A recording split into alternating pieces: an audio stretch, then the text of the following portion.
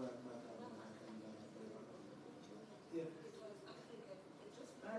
So maybe easier. Yeah. Let me fade out.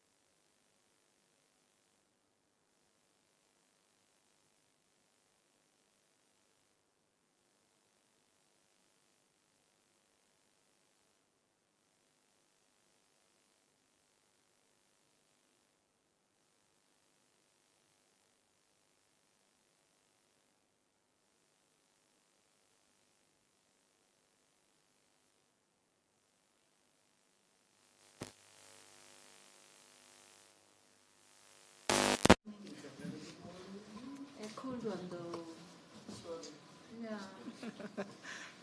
Okay. Are we good to go?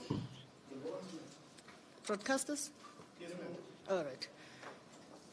Thank you very much, ladies and gentlemen, members of the media. Welcome again to a continuation of the live briefings the African National Congress is doing on the sidelines of the National Executive Committee meeting. We did make an undertaking through the statement that was read out by the Secretary General yesterday morning about one of the matters that are pertinent on the agenda of the NEC. And we did make an undertaking to then bring in our team, our strike force in that environment, to come and account to the nation about the strides we're making to tackle some of the service delivery matters that, as we know, are referred to as several burning platforms. And here I am flanked by two comrades who are also part of the subcommittee, in fact, and the task team that is looking at service delivery interventions. Also Comrade Thembi Nkadimeng to my left, who is well known to you yourselves, even in previous briefings, responsible for the interventions we're also making in improving local governance in our country, and who also is deployed in government as a member of the NEC, deployed in government as a Minister of Cooperative Governance, and deputized in that role by Comrade Paxson Potau to my right.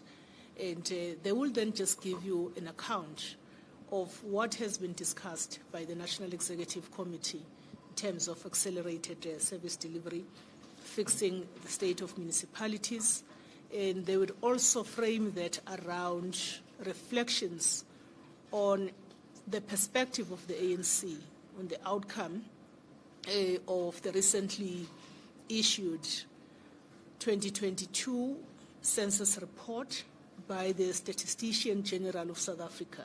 Those are the three main talking points this morning. I don't want to belabor that point and take more time so that we can have enough time in our Q&A.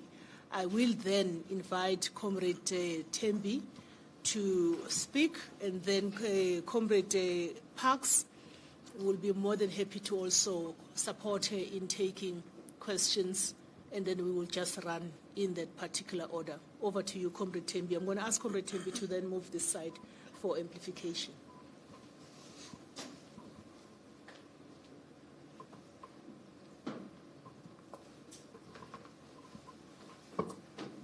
Thank you very much, Comrade Mahlengi, and good morning once more to Comrade Parks. Morning, ladies and gentlemen. I think I'm just going to do a brief opening statement, remarks emanating from what Mahlengi has just said. Pertaining to issues, firstly, I mean, one of our key responsibilities is intergovernmental relation and cooperation management in government, ensuring that we strengthen, we ensure that we align, we create synergy, collaboration, so that there's one participation. And the President, as you know, then launched the district development model within that spirit to ensure that there's one government, there's one plan, there's one budget, meaning the responsibilities of all the departments don't necessarily go to COCTA, but our role is to harness the coordination. And in the same vein, our responsibility then, even in terms of relation with sister departments or sector departments, as we may call them, is more about cooperation, monitoring what they do in assistance of also creating a user-friendly and a friendly space where municipalities are operating. You will recall and know very well that our country system of local government, each and every corner and piece of land is situated in a particular ward, in a particular municipality. So whether it's a farm, vast, open land, is located within a particular ward. In some instances, because of demarcation, it may even overlap into another ward. So which means even if there's human settlement, the houses, as census indicate, over 3 million houses in the period has been built, are located within a municipality. A municipality has a role to avail land to create a formal settlement, in this instance of an example. The same with water, the same with schools, prisons, and all that. So we have a great responsibility of what we are doing now in developing the capacity of municipalities to be able to be responsive to the overall delivery of services to government. In the same vein with regard to infrastructure. That is why in some instances we even invest and look beyond what you call municipal infrastructure by design. Yes, we will have your water, wastewater treatment works and plants for potable water, where we also invest jointly with the water and sanitation to ensure that they deal with bulk as per law, we deal with reticulation to ensure that, so there has to be connection between ourselves and those. Obviously, we have issues of governance and administration that is besetting our municipalities, difficulties. We have got issues of governance of coalitions as well. So even the capacity that you develop or the management that you do is within a context of what is faced currently by that particular council or municipality. So it's not all coalitions where you find, or it's not only in coalitions where you'll find instability or difficulties with governance or administration. Even in municipalities that are one party or relatively minor parties led, you will find such. And then we have got infrastructure investment where we look, for example, in energy. Besides the normal figures which we get, we are overrun 90% as the census has indicated in its release in the past few days. But we're also looking into issues of the green economy, and Comrade Parks may be able to add into that. One last area I may want to touch at is, it's not necessarily a new challenge, but it's a prevalent challenge now, climate change. Yesterday we were in summer, today I'm not sure what day. You know, we're all not very much certain whether the conditions, and they come with very erratic weather patterns. So our response and mitigation strategies led by our National Disaster Management team and a committee that resides in Kokta coordinate all the provinces, including the 44+8 districts, so in the 52 spaces where there is a responsibility by law of ensuring that municipalities and metros become responsive jointly with provincial government. So strategies on how do we enhance, how do we change, but how do we ensure that our response rate is agile, is linked strictly into what your Weather Commission will be saying in terms of early warning systems, which we now almost have in all the areas. On a day-to-day, we're now able to receive in all our centers what are the possibilities of fire, what are the response. We're busy with audits which regard to everybody who should be able to meet the requirements of whatever form of disaster that we are likely to have. And we are part also of so many agreements as a country to ensure that we are aligned to that. I might have not talked at length with regard to infrastructure, but some of the additions, maybe questions, may be leading us to some of the areas of what we would want. But what, in a nutshell, did census say to us? We may be having difficulties, but life is not the same as it was in 1994. Municipalities may be having a difficulty in administration and governance, but we have really moved in terms of ensuring, even in areas, in rural areas where there was no refuse collection.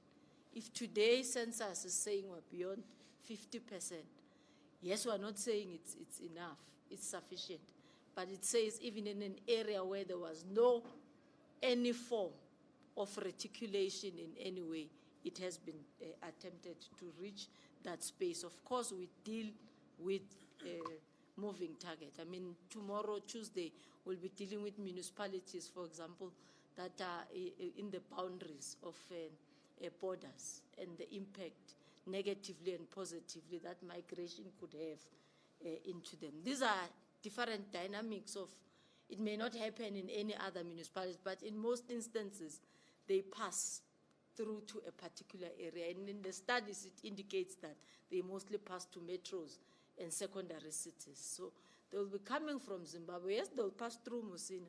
They may pass through to Polokwane, but they're headed mostly to Johannesburg. So the growth of the city of Johannesburg will then indicate, and hence you now begin to see, contrary to what you had, for example, in our 10, 15-year review of local government in the past years, the indication of urban poverty was very minimal.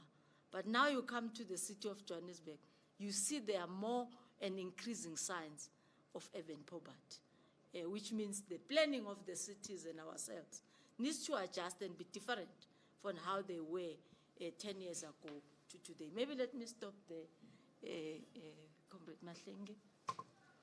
Thank you very much, Comrade Tembi. May I request either yourself or Comrade Parks just to do a little bit of an expansion on the work we're doing in municipalities in terms of addressing issues of dysfunctionality according to the existing indicators of what makes a municipality declared a dysfunctional municipality and the interventions we're making in that space. Before I can then open up for a very conversational discussion with members of the media. Can you Okay. take it, Tristan? Okay, now thank you very much and good morning, colleagues. In fact, we are currently, oh, you want us to swap? Okay, no problems. I thought I'm audible. Sorry. We know you have a very strong voice. Very, very, very strong voice. Well, thank you very much.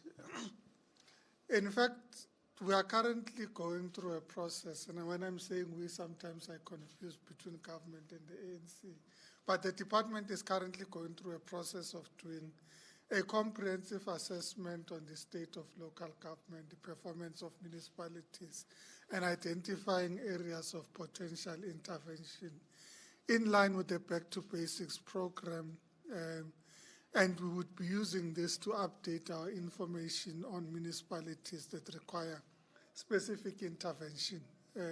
But I thought it would be appropriate to refer us back to the local government interventions workshop that we held a few months ago at this venue, at which workshop we identified a number of specific interventions to be made. The first was about strengthening government capacity and coordination in addressing the challenges in municipalities.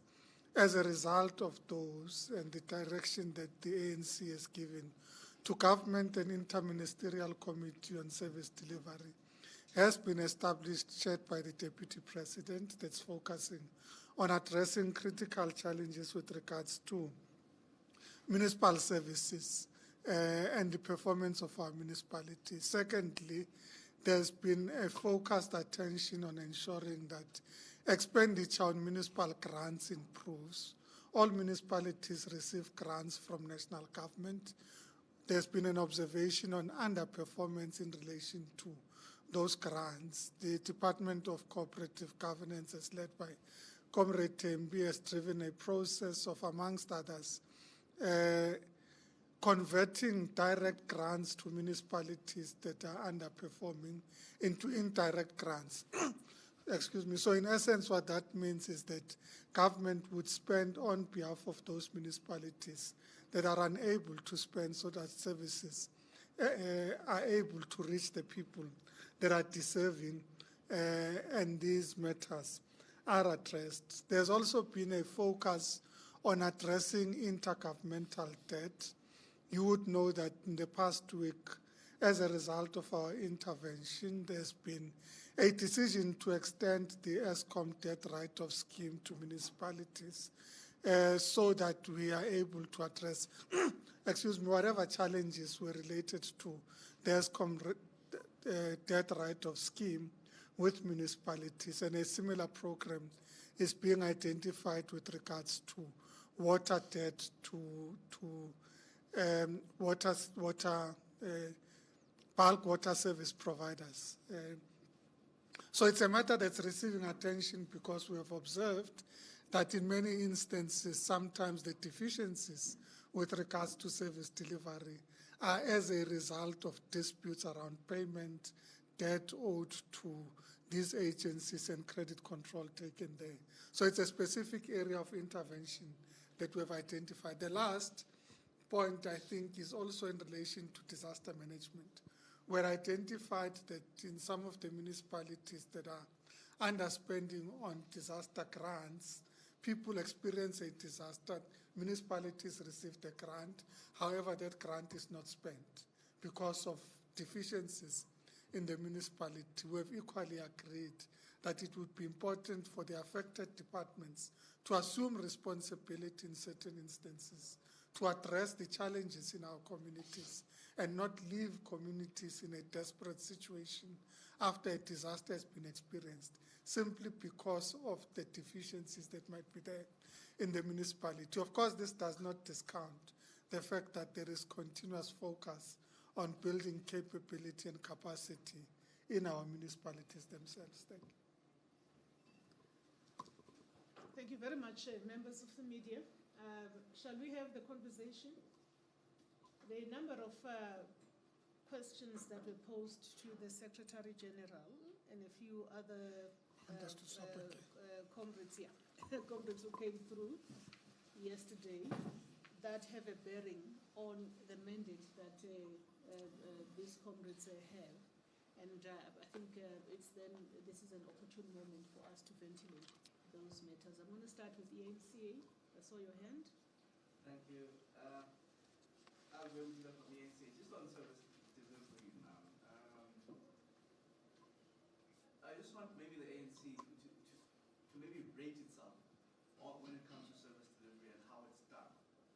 A lot of the municipalities are in shambles, if I could put it like that. For example, Gauteng, water and sanitation is a huge issue, and there are allegations of that being done deliberately by some of these service providers in order to get these tenders. They're deliberately damaging the infrastructure in order to get the tenders, and that would work, alongside the municipalities themselves.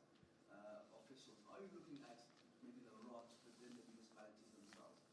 Then on ESCOM debt, just an update maybe on how you plan on going about writing off some of these municipal debts. For example, in Gauteng, I think all but one municipality is on a positive, doesn't owe ESCOM.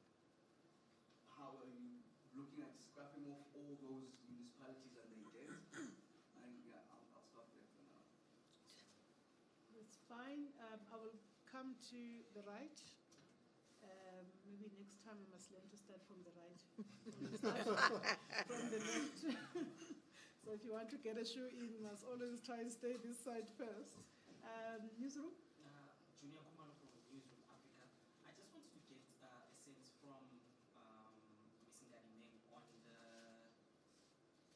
the review that was done by the National Planning Committee on the National Development Plan. Basically, they seem to suggest that it had failed, and instead of going in the right direction, we were literally going in the opposite direction. It's not achieving what government meant to achieve. So I just wanted to get a sense from you on what are your thoughts on that, and can we foresee a situation where that plan is reviewed before 2030? Thank you very much. I'm going to take Kaya. Yes. Katra Bologodi from the SABC. I just wanted to understand in terms of issues of infrastructure development.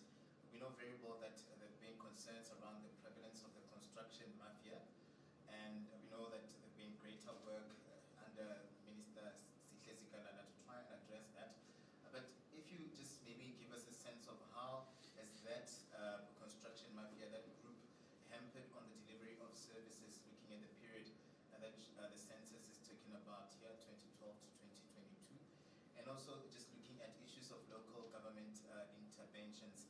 We know the city of Tshwane right now, there's a lot happening there.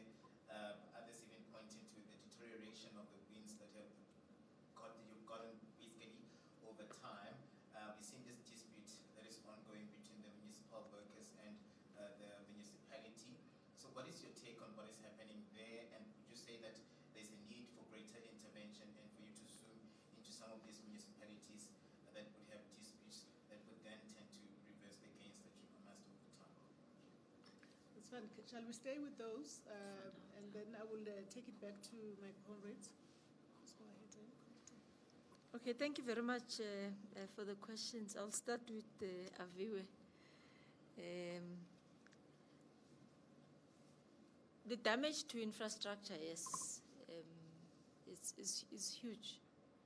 Is major, and it's one of the reasons why, in some instances, service delivery or services that are received by our people become not sustainable, and in some instances come over a delayed time.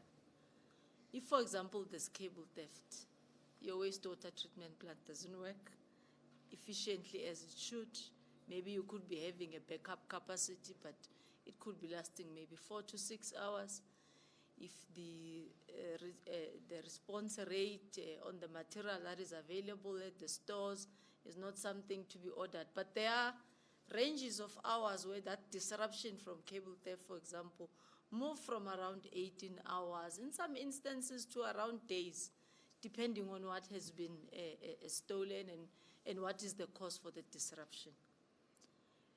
And if the ranking of the service is with regard to disruption, then the question will relatively be limited, because it's a service that has already been given or has been made available.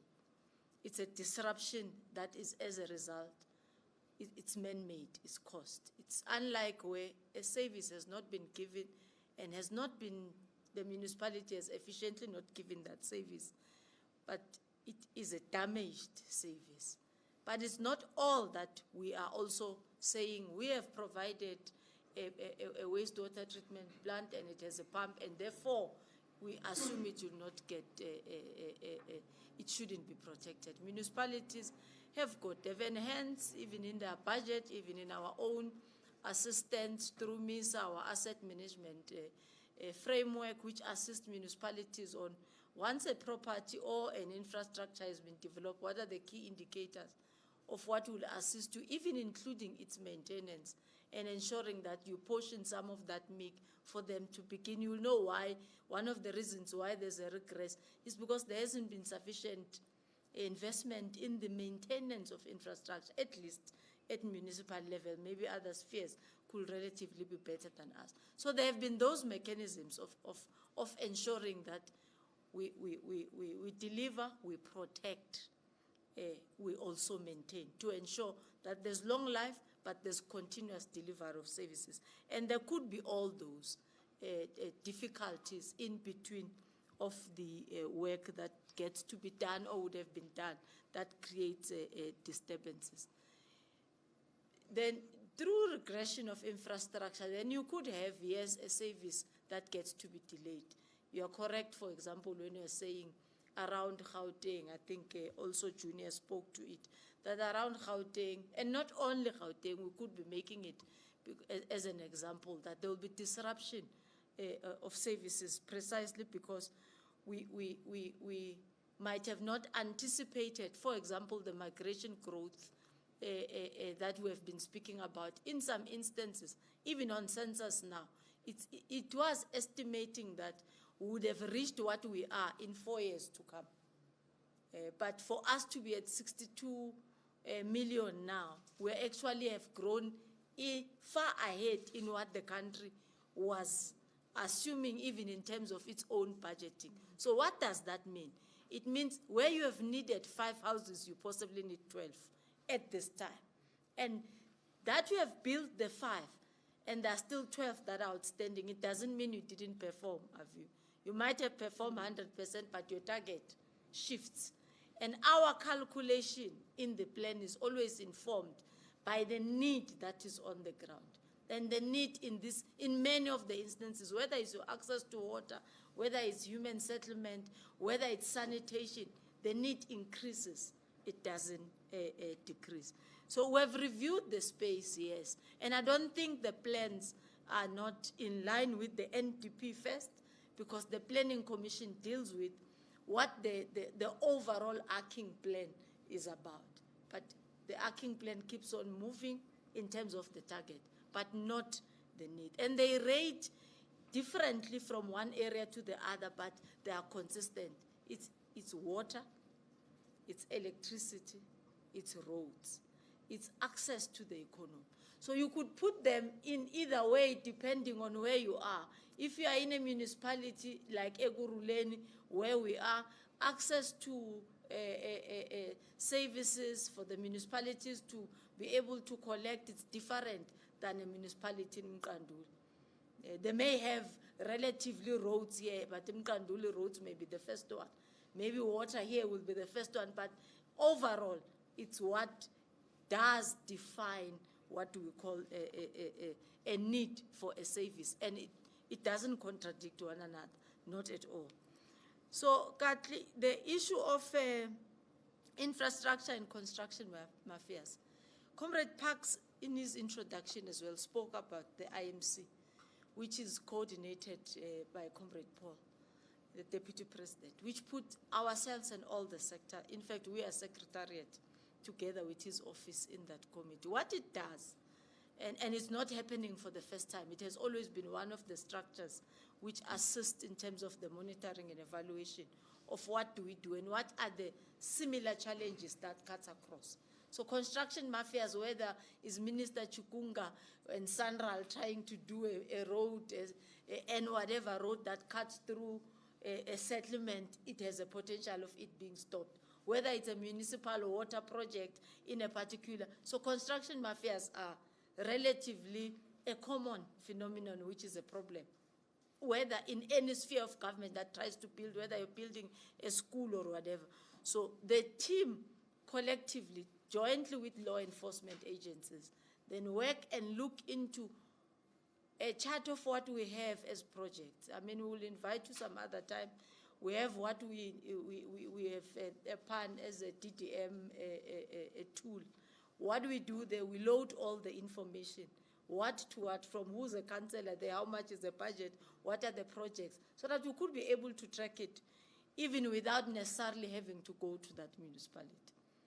Yes, it's still a work in progress in terms of it, but it creates a dashboard for you. It will even be able, at a click of a button, to tell you that, okay, the money for that project is not moving, without you being told by National Treasury at the end of the financial year to say, so and so did not spend or spend half of what, and you get shocked as well, you know? So I think those are the intervention measures that we are putting. There are workers' disputes, but the good thing about South Africa is that limited and some of the review that is shown as an indication that local government needs is that there has been a basis for every. There's a bargaining council, for example.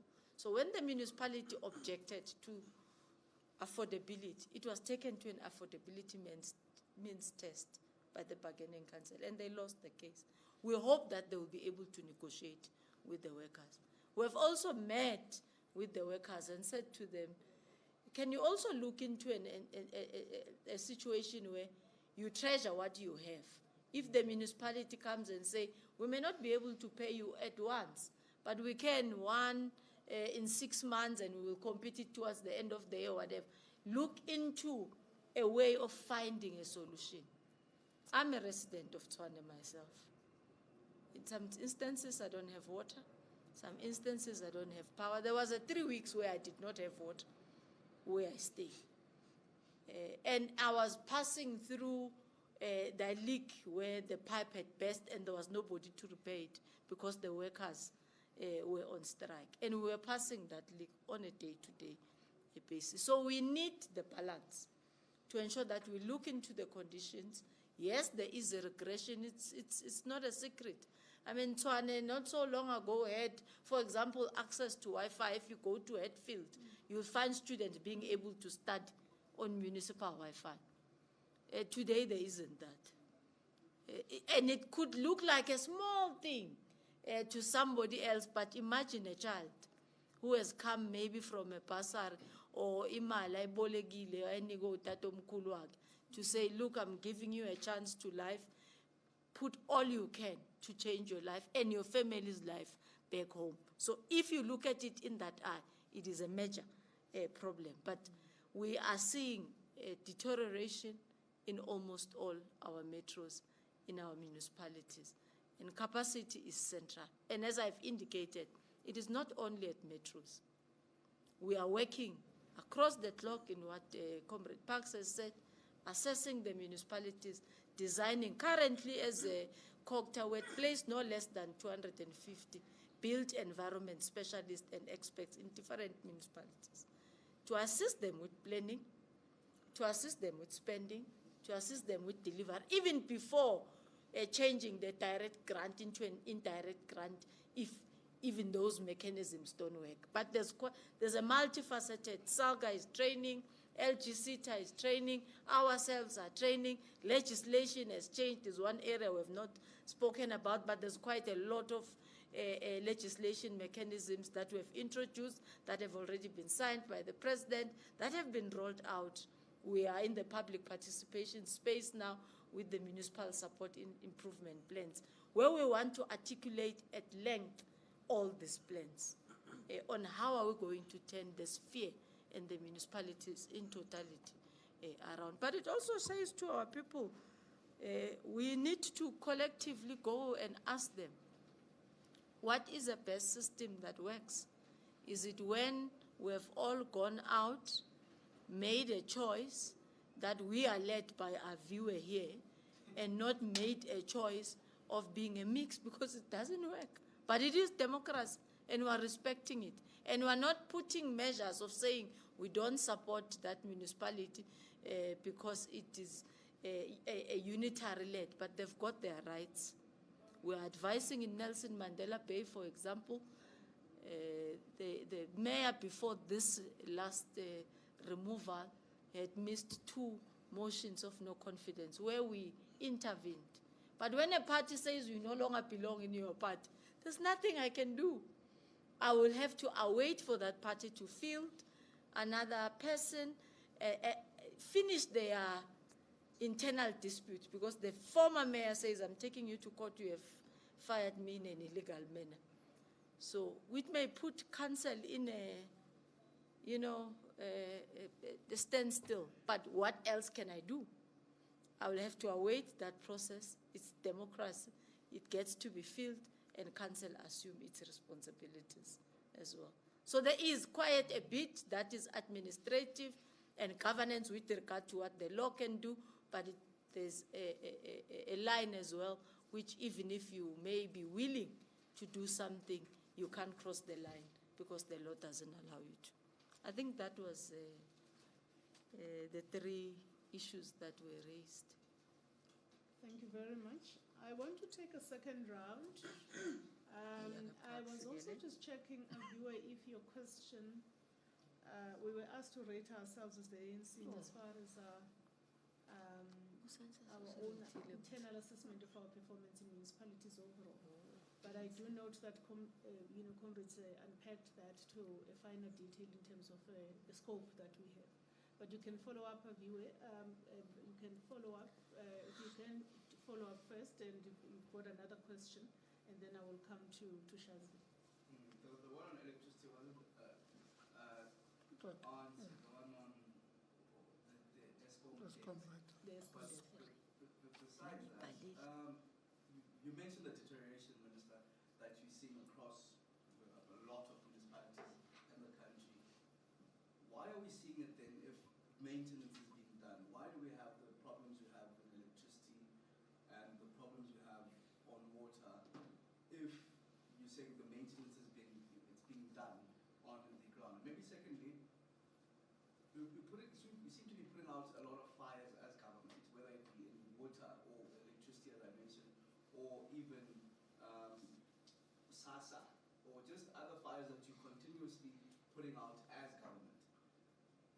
Why then, maybe to that question again, why should South Africans then trust you to govern come elections 2024, the ANC once more, if all you do is seemingly putting out all these fires that are coming in thick and fast, constantly, almost on a weekly basis?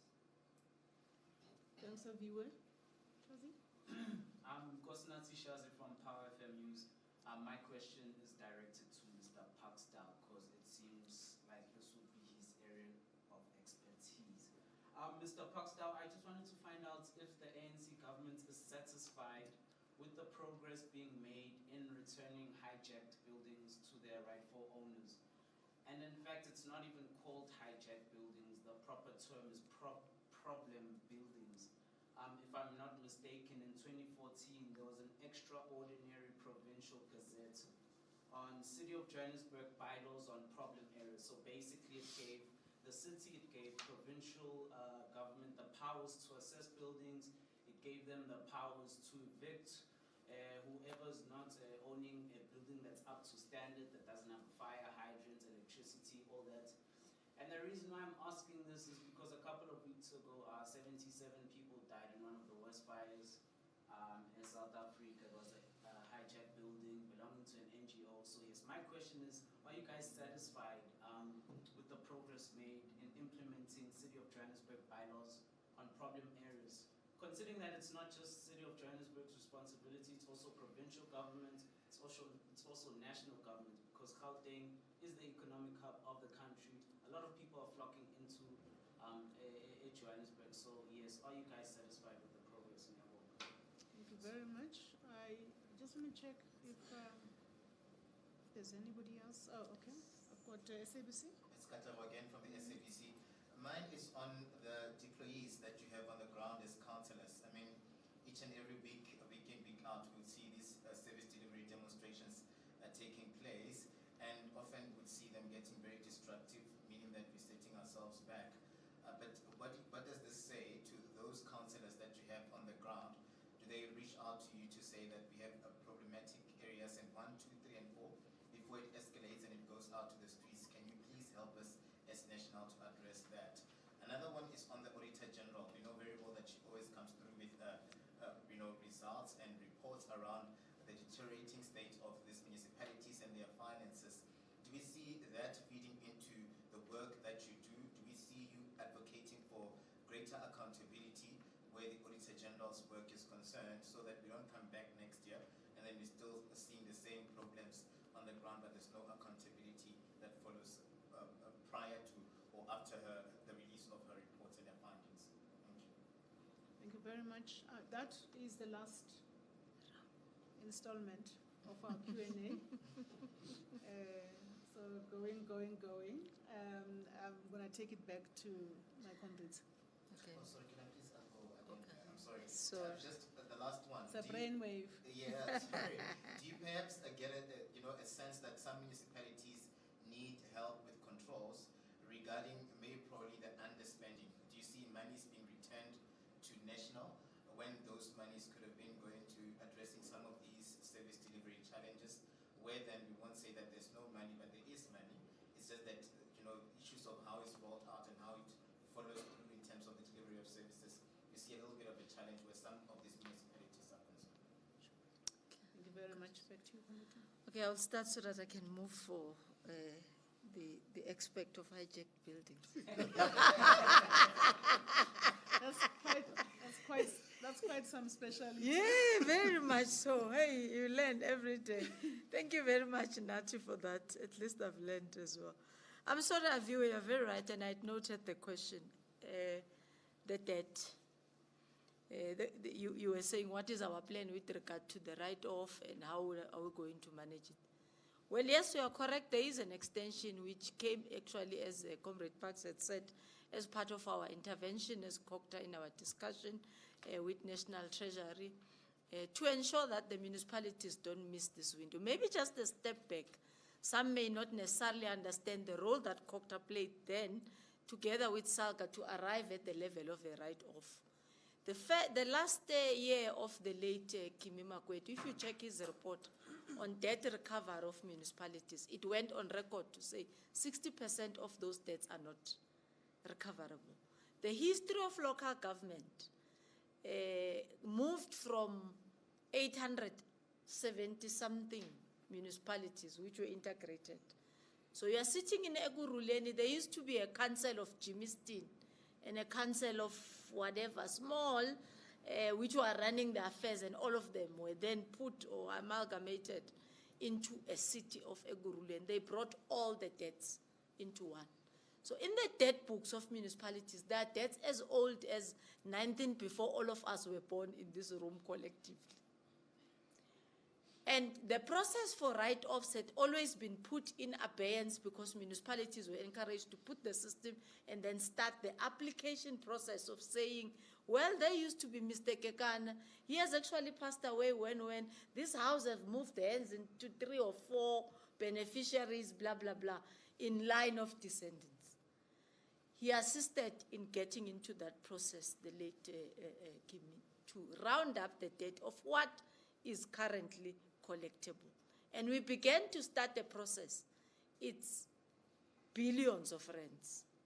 It's not a process where you can just wake up and say, all is done, we're starting on a clean slate. We then put mechanisms like where we write off, you need to put meters, for example, for the user pay principle.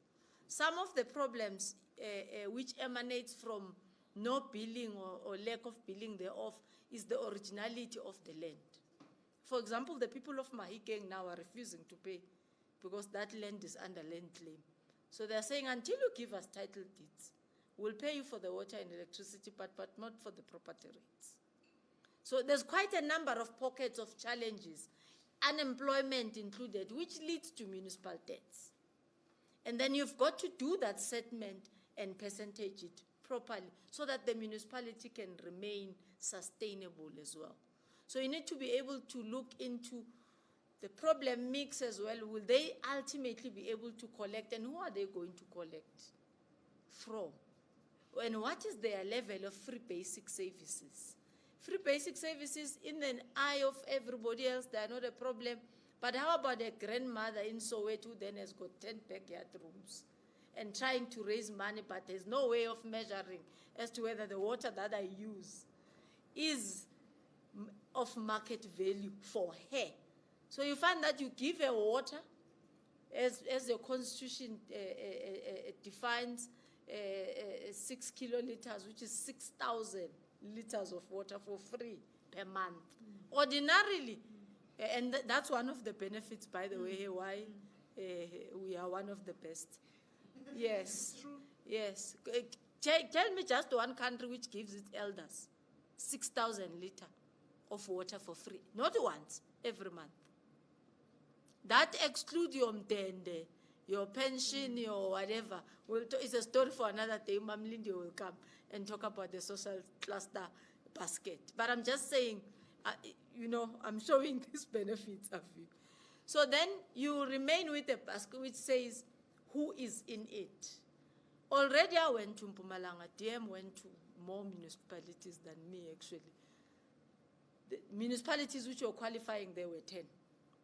I went, I saw all of them. As COCTA, we were assisting them to fill up the process and ensure that they meet the requirements. But also beyond the requirements, what can we do to encourage business to also subsidize some businesses that are doing it? I mean, Emalahleni, for example, Wheatbank, because there's also Emalahleni in the Eastern Cape. There's quite a number of mines there. What can mines do while the municipality fight the portion of their debt? The mines can be able to assist us with regard to infrastructure. I went to Mkavanembeki. What can Sasol do in this instance while we assist the municipality to fight the debts? They are one of the 10. So in the 10, already 7 had been approved and 4 are undergoing the process. So it's a system which we do believe it will give us benefits. But a rider to that, we all carry a responsibility, and I hope you will assist us as well as members of the media, that our people must be encouraged to pay for what they use. It's a user pay principle. The little that you get, the little that you have, but also using it sparingly. You know, we are still one of the few countries without water, but where we still water gardens, as if there's somebody who eats grass, at least, you know. I'm just saying there's quite a lot of policy reform, Junior, that we may still need to do.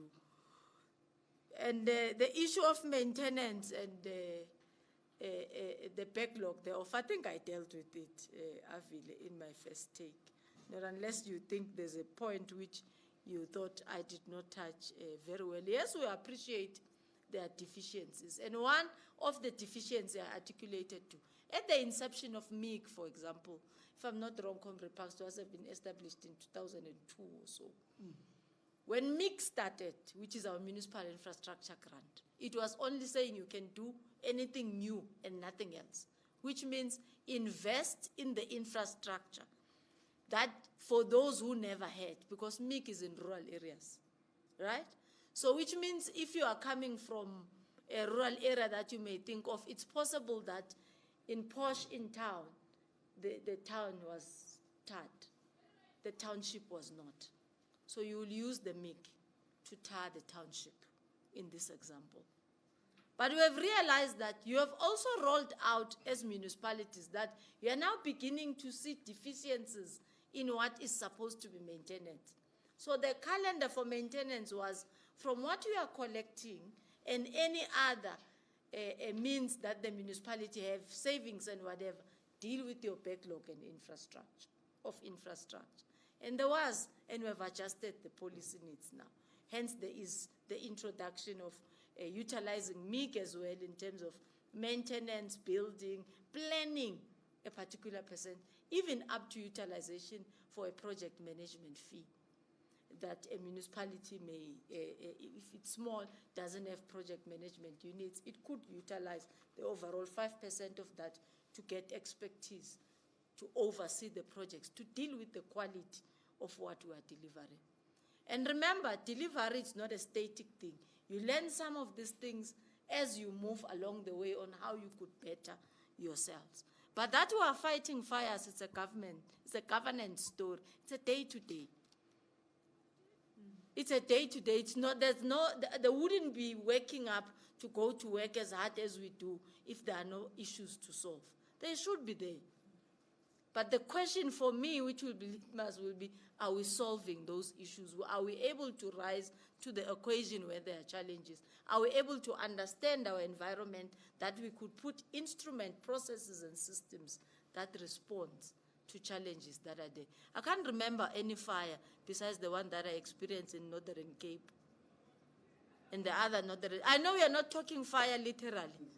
Yeah, yes. But I'm just saying this is a governance story. Systems have got glitches on a day-to-day. The question here is you will have to respond. Where I banked yesterday, I couldn't transfer. I'm not going to say that I bad bank. There are only 4 banks. But I'm saying where I banked yesterday, I could not make a transfer. I couldn't. And I physically couldn't do it because I'm engaged. So it's a system glitch that Postbank had. FNB will respond to it and fix it. Maybe they've already done, or they'll do so on Monday. Are they not worth it? No, they've had a glitch, they must fix it. We have a glitch, we must fix it. We have dysfunctional municipalities, 66 by the way, of which if you look in comparison 2021 to 2022 on how we're doing, we moved from 16 to 27, an addition of about 10 or so municipalities that moved from medium risk to stable. So that's where our focus is. We're focusing, we have categorized even the risks. There's a medium risk, there's a low risk. Our area is to move both those categories into green, and we deal with the 66. So when you're talking about MSIPs, improvement plans, they are specifically about the 66, and we know what are their challenges, and we know what are they having a problem.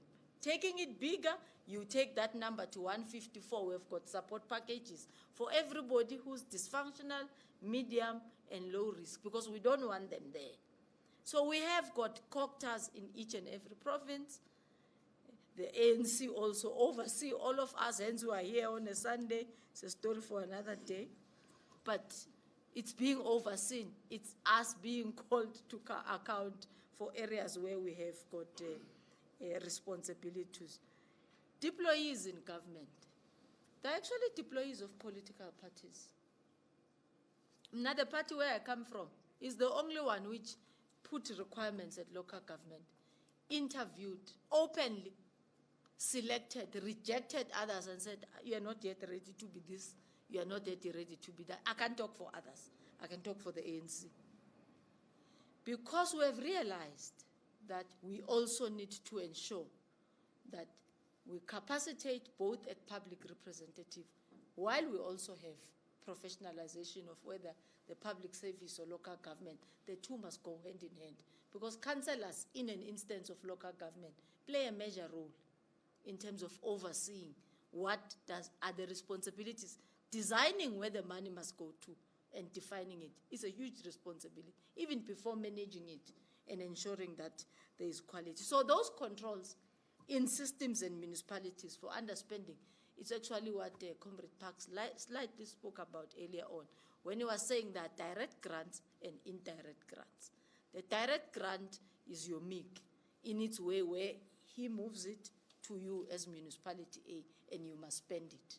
So if it's now you are unable to, we assess you, right? And we say, we are going to put you under Schedule 6B, where we will assist you as a municipality to spend.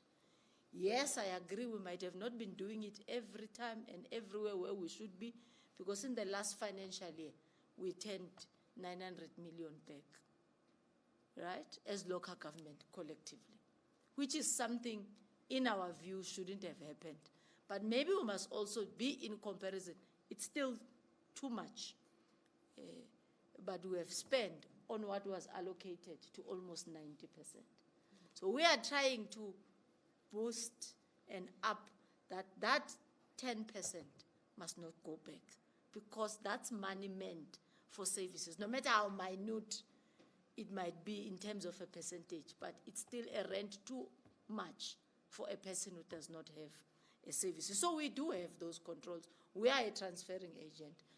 National Treasury receives Section 71 reports, oversee them almost on a month-to-month basis.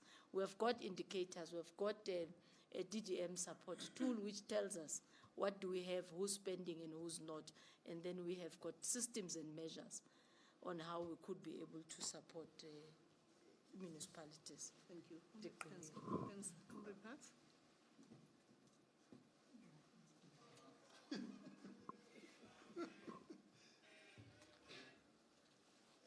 I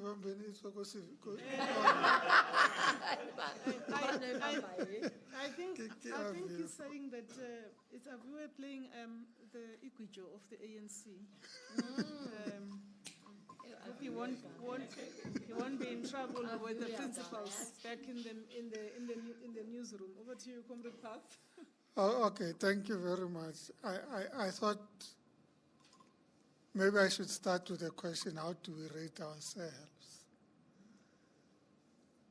And say we released our own rating when we did the manifesto review, and there was cynicism.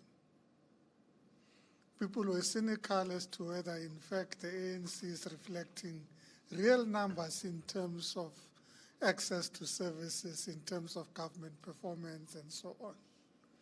But there's a recent result that has been released by an independent body, which is the census. And the census tells the story. So instead of me saying this is how we want to rate ourselves, let us say the results of the exam have just been released, and use the results of the exam as a basis of measuring how government has performed.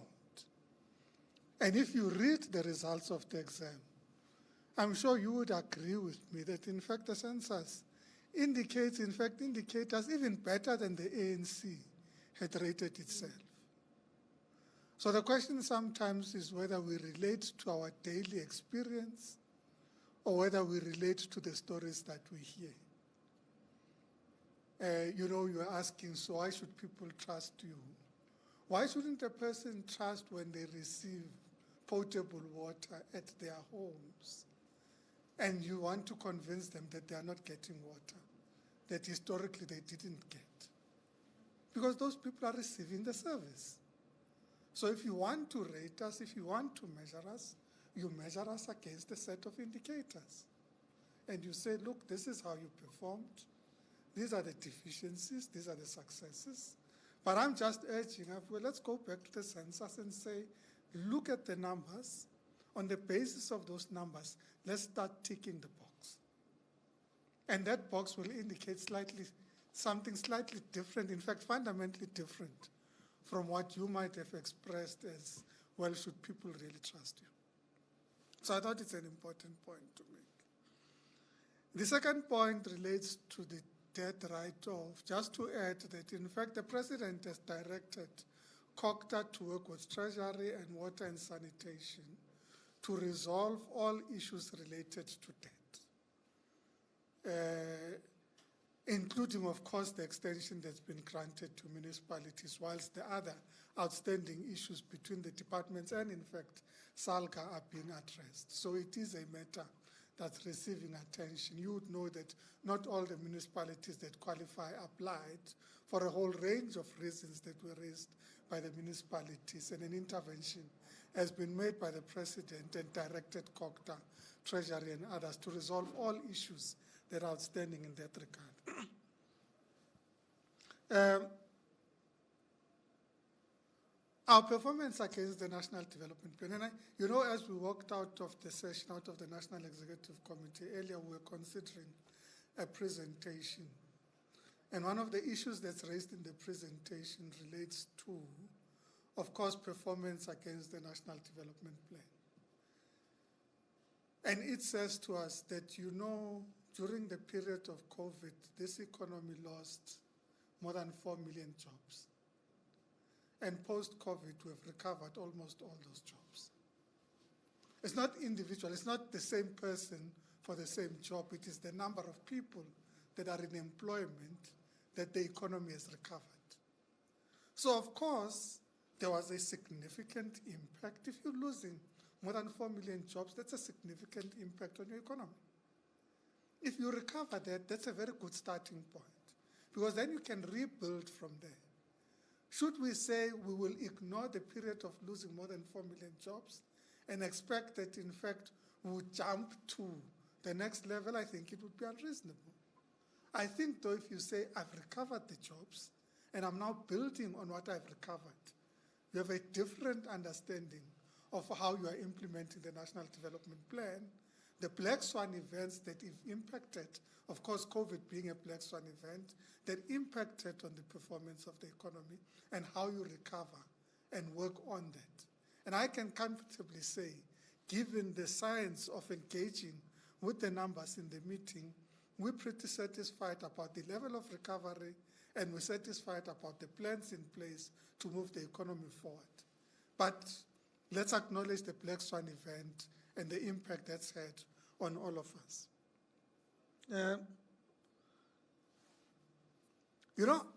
There's a point, and I don't think we always make it, and sometimes there's the disadvantage that we sit here almost like we're the Ministry of COGTA as opposed to being members of the National Executive Committee. But one of the most important successes of a democratic dispensation in this country has been the creation of a progressive labor environment. And that is underpinned by, amongst others, central bargaining, the right for unions to organize, the right for workers to be represented, bargaining in a central bargaining system, and ensuring that you have a healthy labor relations environment. It's one of the most significant victories of freedom in this country. So every time anybody seeks to undermine central bargaining, we must be worried. We must be concerned because, in fact, we must guard against the trampling on the right of workers. It doesn't mean that, in fact, municipalities, as part of the local government bargaining council, are not allowed to apply for exemption. It is a question whether the municipality that continues to apply for exemption has made it a norm. To seek exemption as a norm, and when engaged with workers, that you seek to ignore what the workers are saying. Now, the Department of COGTA does not interfere on those matters because they are between the employer and the employee. The employers are represented by SALGA. The employees are represented by labor. There's a central bargaining system where there are disputes, they are resolved through central bargaining.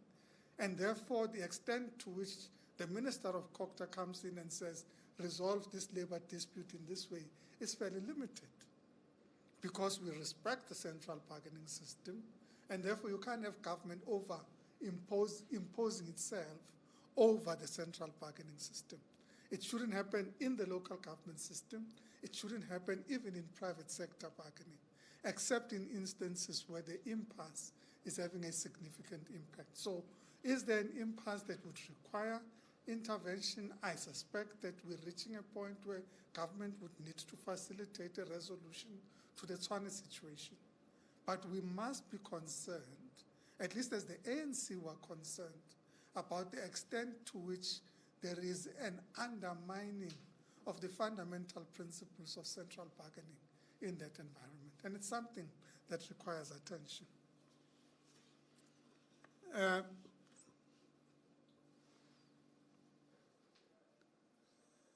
I'm not sure about the guru part.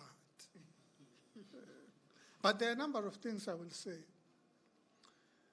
The first is that, and this is talking from my history in the city of Johannesburg and of course a bit of distant memory, is that there were a number of plans put in place to address the issue of hijacked buildings, starting with the bad buildings program that was initiated, where buildings would be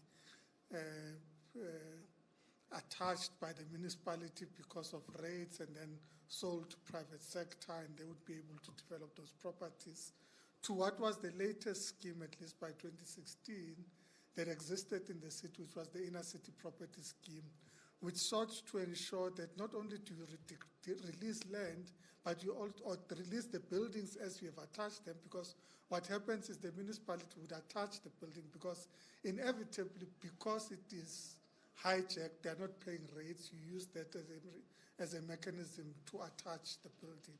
The question is, how do you decant the building? So you created a decanting system that would allow you to relocate people into decant buildings so that these new buildings can be redeveloped, or the old buildings can be redeveloped.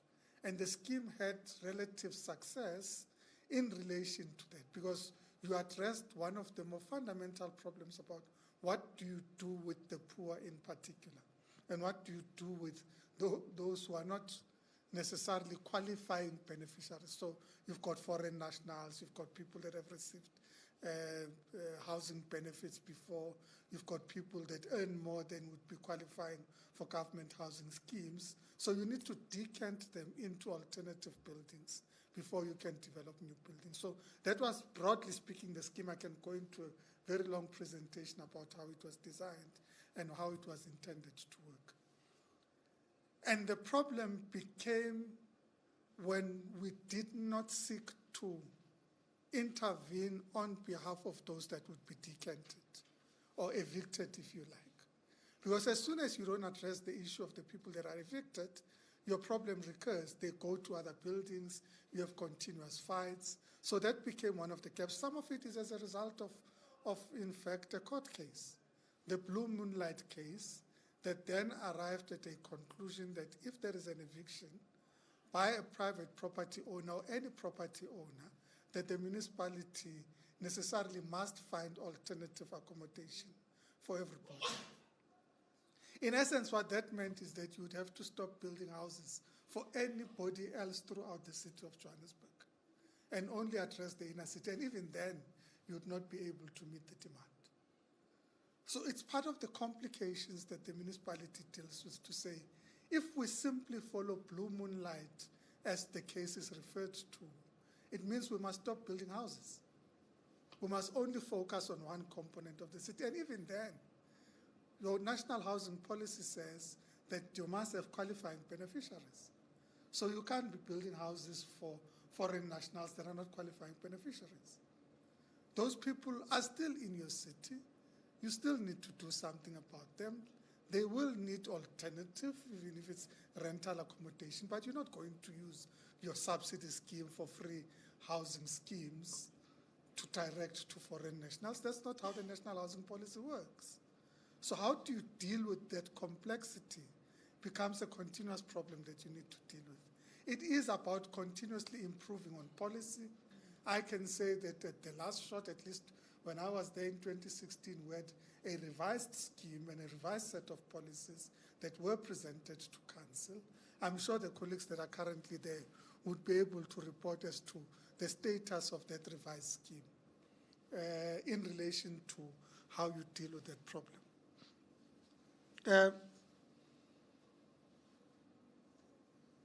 I think I'm, I think Rishab. There was one of the Auditor General. Oh, okay.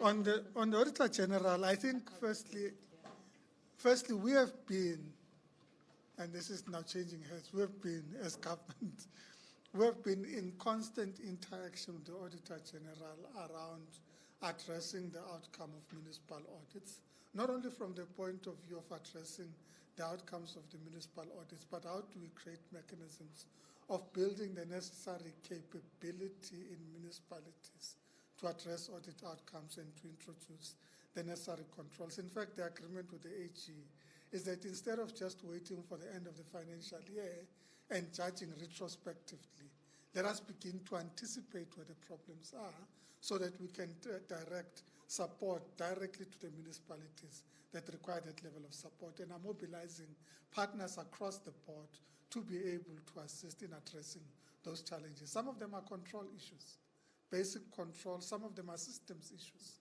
So we even redirecting in the Department of COCTA, the Municipal Systems Improvement Grant, to help assist proactively in dealing with systems issues in municipalities to mitigate negative audit outcomes. So it's a continuous process of improvement, but a different orientation. We don't want to sit and say, let's wait for the end of the financial year. And that's the agreement that's there with the Auditor General to say, where there are markers, where there are pointers about things that require attention, let's develop proactively mechanisms to mitigate that.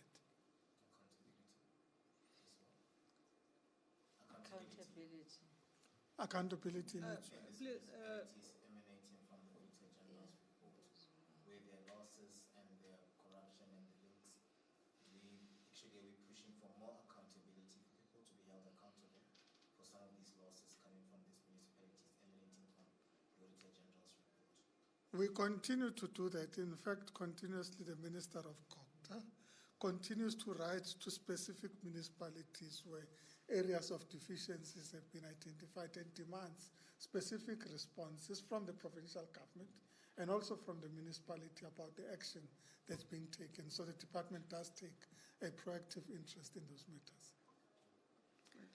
I'm certain that we are done now and that all your matters of concern have been comprehensively responded to, colleagues. And I do wish to thank you for having made the time for this interaction in the spirit of continuing with our manifesto review, where we are accounting to the nation about the things we are doing to address some of those pressure points that the country is facing. And this is the one that we're just tackling this morning. Thank you very much. The press briefing is adjourned. We'll see each other at 2 when we do water and sanitation. Thank you very much. They are our twins. Those are our twins.